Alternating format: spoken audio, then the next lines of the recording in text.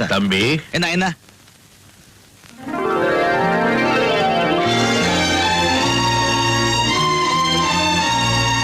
உன் பேர் என்னப்பா? ராஜா. உங்க அப்பா அம்மா உனக்கு நல்ல பேரா தான் வச்சிருக்காங்க. உன்னுடைய நல்ல குணத்துக்கு உண்மையிலேயே நீ ராஜா தான். போயிட்டோம். போயிட்டு வரேன் சார்.